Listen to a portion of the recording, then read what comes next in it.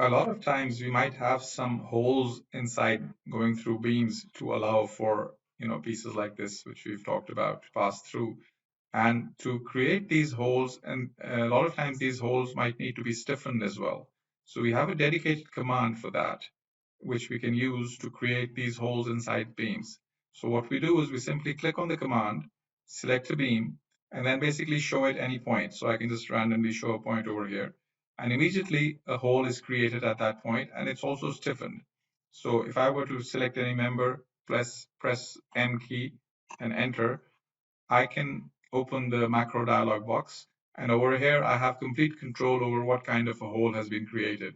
It could be a circular hole, it could be a rectangular hole, it could be a hexagonal hole.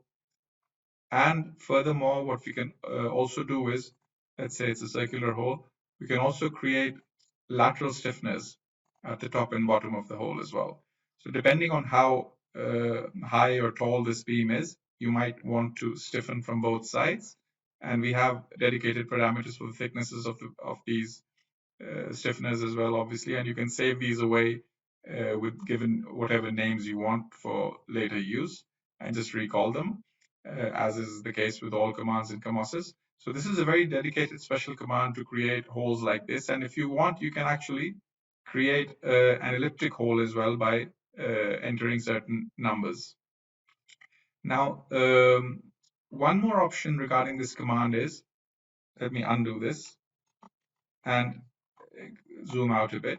So right next to the command, there's a multiple holes command as well. So this one is for creating one dedicated hole at any particular point, but this one is different. All you do is you select a beam, and then you don't need to select a point, but it will create lots of holes along the beam. And once again, if I were to select any created part and press M and enter and open up the dialog box, over here, you see that you have the normal control over all the variables, but you also have control over the distances. So I can, for example, say that the left and right offsets, I want them to be 500, for example.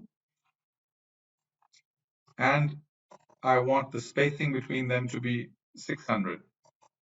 Now we can ask for an exact spacing, but normally 600 would mean that whatever distance is left after creating the left and the right holes, you bring it as close to 600 because it might not be a multiple of 600.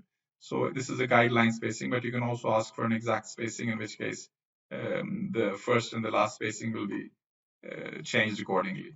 So if I were to do that, I get my holes modified according to the new settings. This is very powerful in a lot of places in street structures.